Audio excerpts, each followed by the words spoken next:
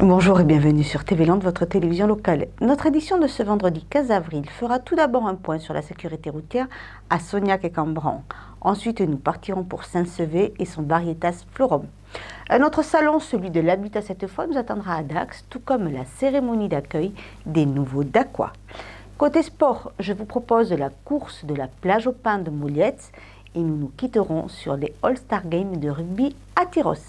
Certains axes routiers sont particulièrement accidentogènes. Ainsi, plusieurs conducteurs ont sûrement croisé il y a peu de temps gendarmes et policiers au village de Sognac et Cambron. Un dispositif alliant pédagogie et parfois répression a été mis en œuvre afin d'améliorer la sécurité routière et diminuer le risque d'accident. Explication. À Sobrac-Cambron, une trentaine de gendarmes et policiers se sont mobilisés à un endroit stratégique. Un dispositif conséquent qui vise à prévenir les infractions graves génératrices d'accidents routiers. On a choisi cet endroit-là parce que l'arrondissement de Dax concentre près de 50% de l'accidentalité routière. Et sur cet axe-là, il se trouve que dans les mois qui ont précédé, on a eu quand même pas mal d'accidents. Là, pour l'année qui vient de s'écouler, c'est pas moins de 40 000 infractions qu'on a été amené à faire, dont près de 20 000 liées à de la vitesse. Près de 2000, ce sont des alcoolémies. Près de 300, c'est de la conduite sous stupéfiants. Et une infraction qui est de plus en plus fréquente, ce sont ce qu'on appelle dans notre jargon les distracteurs de conduite.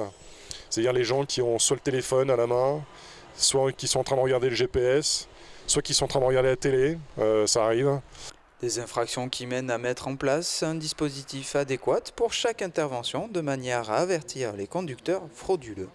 Donc on a un atelier sur les vitesses, un atelier donc avec des moyens banalisés pour s'assurer que les priorités sont respectées, qu'il y a les ceintures, que les gens ne circulent pas avec le téléphone au volant. Et puis derrière moi, donc, il y a un atelier plutôt lié à l'alcoolémie et à la conduite sous stupéfiants. Donc nous agissons sous réquisition du procureur de la République, réquisition qui nous permet d'avoir un petit peu plus de prérogatives en matière de sécurité routière. Nous avons le souci de limiter, de faire diminuer l'accidentalité, si je puis m'exprimer ainsi, c'est-à-dire que nous avons le souci de faire baisser absolument le nombre de morts, le nombre de blessés, le nombre d'accidents, par plus de civilité bien sûr, mais aussi par une prise de conscience et quelquefois, hélas, par la répression, mais c'est parfois nécessaire. Aujourd'hui, la gendarmerie dispose d'un nouveau matériel afin de contrôler plus rapidement les papiers des automobilistes. La gendarmerie est en train de recevoir des tablettes numériques qui permettent en fait de rénover le matériel informatique embarqué que nous avions jusqu'à présent et qui nous permet donc de faire de la consultation de fichiers beaucoup plus facilitée. Donc à partir des permis de conduire, des cartes grises et des cartes d'identité. Donc on a une consultation qui va beaucoup plus vite que ça n'était le cas jusqu'à présent, avec un matériel encore plus fiable et surtout plus ergonomique. Un procédé que le délégué interministériel à la sécurité routière est venu constater dans le but de trouver des idées pour diminuer le taux de mortalité routière. Mon but, c'est un peu comme une abeille. Moi, je butine des bonnes pratiques et puis ensuite, soit si des fois on peut décider de les imposer, mais je pense que la meilleure méthode, ça reste de les proposer et que chaque préfet, chaque procureur puisse choisir le mode qui lui semble le plus adapté par rapport à ce qu'il sent de son environnement. Et puis là, on discutait avec monsieur le procureur de stages d'alternatives à la poursuite où on demande aux gens, quand ils ont commis des infractions, enfin vous avez entendu l'explication, de venir faire des heures à des endroits où justement il y a des accidents de la route et ils vont être sensibilisés particulièrement. Et donc il faut arriver à faire l'effort de les toucher et de leur faire un message individualisé. Et ça, c'est le sens des politiques conduites dans les départements. Orchidées, plantes carnivores, nombreuses plantes communes ou encore exotiques sont à découvrir chaque année au cloître de Saint-Sevé. Un événement qui rassemble ceux qui ont la main verte mais aussi ceux qui souhaitent glaner quelques conseils de professionnels. Pour la 27e édition de Varietas Florum, le couvent des Jacobins recevait en ses murs une trentaine d'exposants prêts à faire découvrir aux amateurs de plantes des espèces diverses et variées. Nous avons sur cette exposition les incontournables, les arbustes, les plantes de terre de bruyère, les légumes anciens, mais nous avons également cette année des plantes carnivores, des orchidées, de serre et d'extérieur. Donc ils sont passionnés, ils sont producteurs. Et donc ils dispensent généralement beaucoup de conseils de façon à ce que vos plantes, dès que vous êtes chez vous, puissent reprendre efficacement. Comme ce fut le cas pour les orchidées, une plante qui séduit et intéresse de futurs cultivateurs. Donc en fait, on va reprendre un pot normal, on va mettre du compost à base de coco et avec de la coco à l'intérieur. Oui. On va positionner la plante. Oui. On va mettre de la sphaigne du chili à l'intérieur, Oui. au milieu des racines. Exactement. On va la positionner et on va remblayer les côtés en tassant légèrement Tout à fait. avec du compost et aussi le reste que l'on avait dans le pot précédent. D'accord. Et on attend 48 heures avant de lui faire prendre le premier bain. Et parfait. Alors ce que j'ai montré là, c'est un mélange de compost qui est en fait plus issu de l'expérience. Donc il faut aller fouiner dans les jardineries, demander de la bourre de coco, demander de la sphaigne du Chili, prendre du compost orchidée basique et faire ces mélanges. Et alors après, ces mélanges sont adaptés suivant les espèces. Plus ou moins drainants, plus ou moins remplis de bourre de coco, plus ou moins remplis de sphaigne du Chili, ça dépend des espèces encore. Autre flore tout aussi exotique qu'attirante, ces fameuses plantes carnivores qui ont également leur petite touche de popularité. Particulièrement des sarracénias qu'on parle beaucoup actuellement. Les captures des frelons asiatiques, c'est vrai que ça a fait le buzz depuis 2-3 ans. Et après des plantes tropicales aussi, enfin pratiquement toutes les espèces donc, que je peux proposer. C'est des plantes qui peuvent rester dans la maison, qui n'ont pas besoin, comme des orchidées, qui n'ont pas besoin vraiment de grand chose. Et les sarracénias, ça peut pousser dehors toute l'année. Donc là c'est très rustique, c'est vraiment la plante d'excellence pour les débutants. Elles peuvent vivre plus d'1 an sans capture, elles ont des réserves, elles sont habituées à vivre dans des milieux carencés. Donc ça ne pose pas de problème en fait.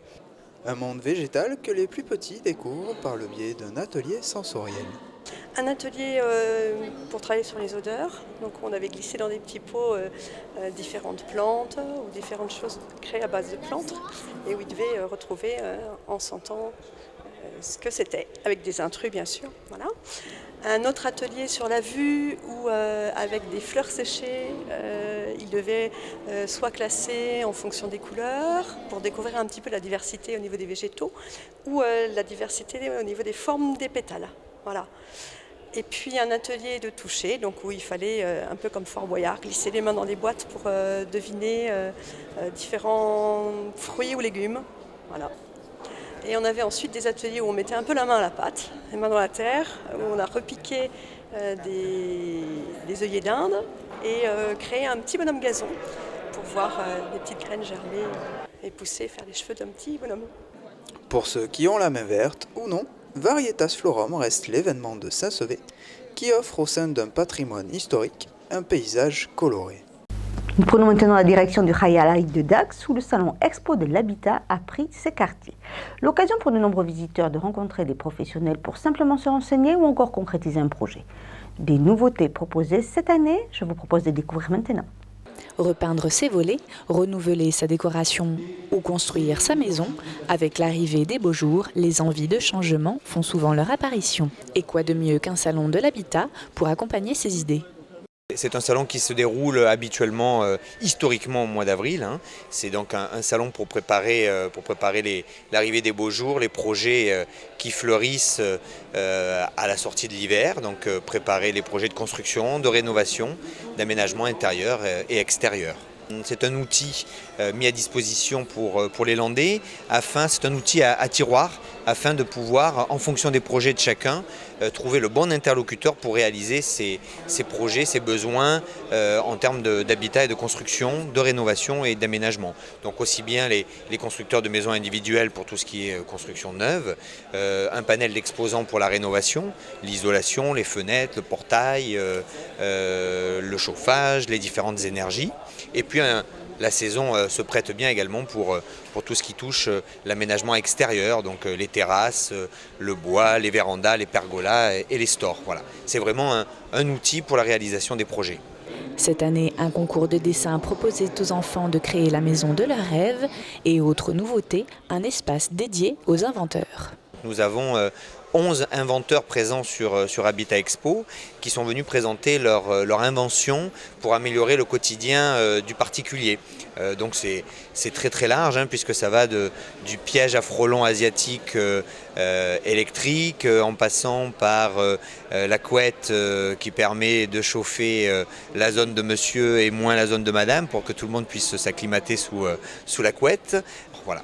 Invention pour faciliter la vie, décorer, ranger ou recycler utilement les plumes des élevages, les inventeurs expliquent et se font connaître.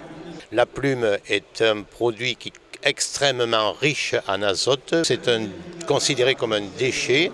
Et par contre, nos anciens, la plume, ils l'utilisaient dans leur fertilisation, puisqu'ils n'avaient pas d'engrais chimiques.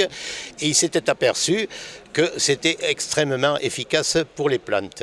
Nous récupérons de la plume des manufactures de couettes et duvets qui mettent au rebut 50 à 60% des plumes puisqu'elles sont ou trop grosses ou pas valables ou pas de la même qualité. Cette plume était considérée comme déchet et puis elle était brûlée auparavant. Dans un premier temps, elle est broyée et elle est liée avec de la sève de pin. Elle est transformée en granulés et nous la commercialisons à l'heure actuelle sous la forme de bioplume. Voilà. Vous comprenez que faire connaître une invention, c'est toujours important pour non seulement la faire, essayer de trouver quelqu'un pour la produire. Moi-même, je rencontre déjà d'autres inventeurs à chaque fois que c'est possible, et notamment par le biais de Trastec Aquitaine à Bordeaux, où même je reçois les primo-déposants de brevets pour les aider à concrétiser leur invention. Voilà. Le salon était donc riche en idées en tout genre, mais avant de partir, impossible de ne pas s'arrêter devant l'urne pour tenter sa chance et repartir peut-être avec la voiture à gagner. Restons à Dax, la cité thermale plutôt attractive tant par ses activités que par sa qualité de vie. L'an passé, pour cause d'élections, la municipalité d'Aquoise a renoncé à accueillir les nouveaux habitants. La semaine passée, le maire a renoué avec la tradition et une cérémonie d'accueil. Image. Présentation de la ville, questions-réponses, suivi du verre de l'amitié était au programme de cette cérémonie d'accueil des nouveaux Dacois, des nouveaux venus qui sont environ 800 par an à s'installer dans la cité thermale. Alors évidemment, ce sont des nouveaux Dacois, c'est-à-dire des personnes qui viennent s'installer à Dax. Elles sont compensées par des départs. Évidemment, il y a des mouvements de population. Mais notre population de Dax se renouvelle beaucoup. Et on accueille, comme vous l'avez vu ce soir, des gens venant de toutes les régions, beaucoup de la région parisienne et également beaucoup du sud-est maintenant, qui visiblement recherchent le cadre environnemental ici du sud-ouest avec l'océan, la forêt, les lacs, et également une tranquillité, en tout cas une sécurité plutôt qu'une tranquillité, qu'ils semblent ne pas avoir dans certaines grandes villes du sud-est. On a depuis quelques années ce constat régulier. C'est une ville, comme a dit monsieur le maire, sa petite taille, il n'y a pas beaucoup d'incidents de comportement. Bon, les fêtes étaient sympas et puis on a été bien accueillis. Alors je viens du bassin de Lac, je travaillais sur le complexe pétrochimique de Lac. Et après avoir travaillé pendant 43 ans sur ce secteur, je suis venu à Dax pour le bien-être et l'air pur de la région. Voilà, très, très pollué dans le bassin de Lac, j'ai profité un petit peu de ce calme, de ce charme de vie qu'il y a sur la ville de Dax. Retraités, familles ou jeunes actifs choisissent Dax pour sa tranquillité, son cadre de vie, mais aussi les services et les activités culturelles, sportives et de loisirs que la ville a à leur offrir. Dax parce que c'est pas trop grand. Parce que justement, comme nous l'expliquait monsieur le maire, on a tout à proximité. Et puis que parce que j'aime Dax, tout simplement. Nous vivions à Estibeaux, dans une petite commune entre Dax et Orthès, donc dans un milieu rural. Et ça nous pesait un petit peu parce que donc, nous avons 2 enfants et nous faisions très souvent le trajet Dax-Estibeaux. Et donc nous apprécions maintenant le gain de temps. La qualité de vie, moi je passais énormément de temps dans la voiture et puis donc maintenant les enfants sont autonomes, ils prennent le bus. Donc voilà, c'est surtout pour cette raison-là. Moi je suis content parce que on peut découvrir plein de choses, on peut aller faire des activités, plein d'activités, aller au cinéma, voir des spectacles et ça dans mon ancien village je pouvais pas vraiment faire tous ces choix que j'ai ici à Dax. Avec un peu moins de 22 000 habitants, la cité thermale est une ville attractive à taille humaine, dont la population croît d'environ 2% chaque année. Petit parcours de 5 km en marche nordique ou encore en courant, ou alors 10 km de course pour les plus motivés, il y en avait pour tout type de sportifs cette année encore à Molietz. Qui dit de la plage au pin, dit sable et forêt, un parcours varié mais apprécié. Baskets aux pieds, échauffement et convivialité étaient au rendez-vous pour cette nouvelle édition de la course de la plage au pin à Molietz. Après les inscriptions, premier départ pour les coureurs du 5 km. En fait, on travaille au sport Leclerc. Donc pour nous, le sport, ça fait partie de notre quotidien.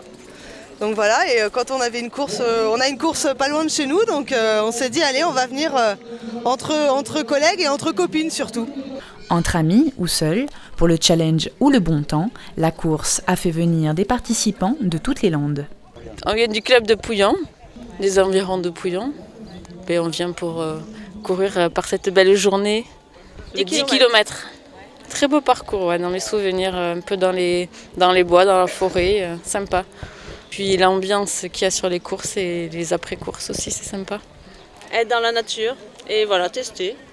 On va y aller maintenant. Pas trop à l'avance non plus. 38, Le top étant donné pour les 10 km, ce sont les marcheurs nordiques qui s'échauffaient à leur tour avant de prendre place sur la ligne de départ. Alors aujourd'hui, on vient faire une sortie de 5 km pour aider aussi l'entente Messanges-Molietz de course à pied. Donc on assiste un petit peu cet événement. Alors la différence de la marche nordique par rapport à la marche normale, on va dire, c'est qu'on se sert des bâtons et ces bâtons nous aident à propulser le pas et à faire travailler la partie haute du corps.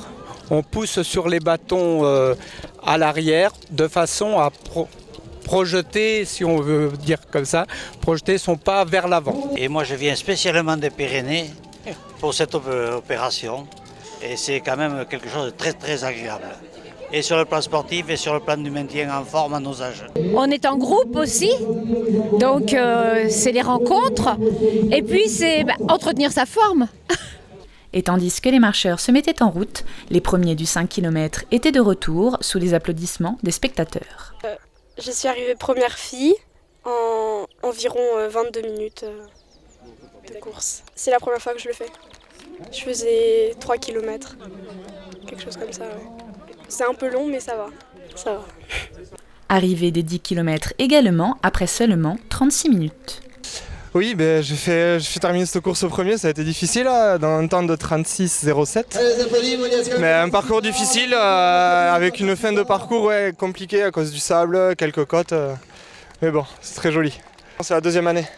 L'an dernier, je fais 6e ou 7e, je crois, et cette année, je la gagne. Donc voilà, c'est une belle progression. Je reviendrai l'an prochain, très certainement. Alors, je suis arrivée première en 47,34. Voilà, c'était un super parcours. Donc, beaucoup de routes. Il y avait quasiment, je vois 1 kilomètre de forêt à la fin. Voilà, mais parcours magnifique. Conditions idéales. Et puis voilà, un super beau temps et pas mal de monde, ma foi. Et donc, c'était sympa. Voilà, je me suis bien régalée et à refaire. Un succès comme chaque année qui s'est clôturé autour d'un jus de fruits, des sourires et du soleil. Tout comme Basket Folie, le stade de la Fougère de Saint-Vincent-de-Tyrosse a eu l'honneur de recevoir plusieurs célébrités pour un match de rugby haut en couleur. C'est dans une ambiance conviviale au profit des enfants malades de l'association Un maillot pour la vie que s'est déroulée cette journée sportive. Journée sportive et festive à Saint-Vincent-de-Tyrosse, une vingtaine de célébrités ont répondu présent au stade de la Fougère pour la première édition du rugby All-Star Game. J'avais fait une réunion avec quelques sponsors et il avait soumis l'idée de faire un événement sur le même principe que les Basket Folies. Du coup, on s'est rapproché aussi de Pierre d'Artiguelang et on a lancé le projet. Et du coup, aussi pour l'association en collaboration avec Un maillot pour la vie, donc qui aide les enfants dans les milieux hospitalisés. Des animations y étaient proposées tout le long de la journée, notamment le match tant attendu des rugbyman Tyrossais face à quelques personnalités. On va faire un 2 fois 20 minutes, 12 contre 12. On a des joueurs donc, de la première et de la B de Tyrosse, parce que je voulais vraiment que les deux équipes soient impliquées. C'est le groupe senior quand même du club. Et donc après contre les célébrités 12-12, ils vont tourner avec les flags, ça va être... ça va le faire. Ils se sont mis rapidement dans le match, ils ont été... Il n'y a pas eu trop d'errements techniques, c'est vrai, ils ont vite intégré, ça prouve aussi que le rugby est médiatique parce qu'on n'a jamais pratiqué, on se met sur un terrain, on comprend de suite les règles, donc forcément c'est que le rugby est médiatisé aussi, que tout le monde a plus ou moins compris les règles, l'en avant, le hors-jeu, tout ça, donc ça c'est plutôt bien. Ouais. Au début on a fait un petit peu semblant, puis après on a pris 3-4 essais, on n'a pas fait trop exprès de laisser marquer, donc voilà, c'est comme ça, c'est aussi des bons joueurs, ça a été des bons joueurs, donc il n'y a pas de souci, on ne perd pas tout comme ça. Non mais ça, après le résultat c'est anecdotique, mais on a passé un bon moment et c'est le principal.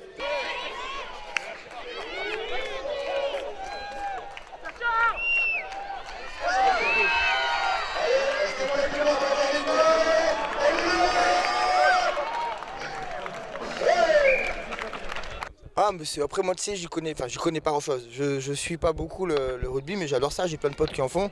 Je suis assez impressionné quoi. Tout le monde ils sont vraiment super balèzes, ils sont tous super cool. Il y en a 2-3 quand même un peu plus que je connaissais un peu d'avant. Non mais c'est impressionnant. Après comme ça reste qu'un toucher, donc t'as pas vraiment le truc. Et heureusement pour moi, parce que j'ai pas le physique de faire différemment. Mais non, c'est super cool quoi. Moi j'ai passé un moment. C'était la première fois que je faisais le flag rugby, c'était sympa. Après c'est vrai que tu sais pas, pour attraper c'était pas évident, donc un peu galère. Et puis je savais pas si je devais aller au contact pour attraper un petit peu, pour essayer de tenir. Donc là-dessus un peu paumé, mais ouais, c'était super sympa, c'est bien amusé. Une rencontre conviviale et amicale en faveur de l'association caritative Un maillot pour la vie. Le but est là aussi, c'est quand même une œuvre caritative qu'on fait, il ne faut pas non plus l'oublier, c'est pas juste venir se faire plaisir, il y a derrière des enjeux pour des enfants malades, donc ça c'est important et voilà, c'est aussi la réussite du jour. Il y a énormément de solidarité des sportifs depuis des années, on est une grande famille autour des enfants. Par contre, ce qui est très important et que je tiens à souligner, c'est toutes les associations sportives, les clubs de rugby, de basket, de pelote, qui s'associent à nous pour parler de nous et aussi pour nous proposer des partenariats pour qu'on puisse récolter des fonds et faire encore plus de rêves de gosses. Et je tiens vraiment à leur dire merci. Une journée ponctuée par la victoire des moins de 21 locaux face à Saint-Paul-les-Dax 24-14. Une raison supplémentaire pour le public tyrossais de prolonger cette journée placée sous le signe du partage. Voilà, cette édition est maintenant achevée. Je vous remercie de nous avoir suivis. Notre prochain rendez-vous sera lundi 18 avril pour un nouveau journal de TV Land, votre télévision locale. D'ici là, passez un bon week-end.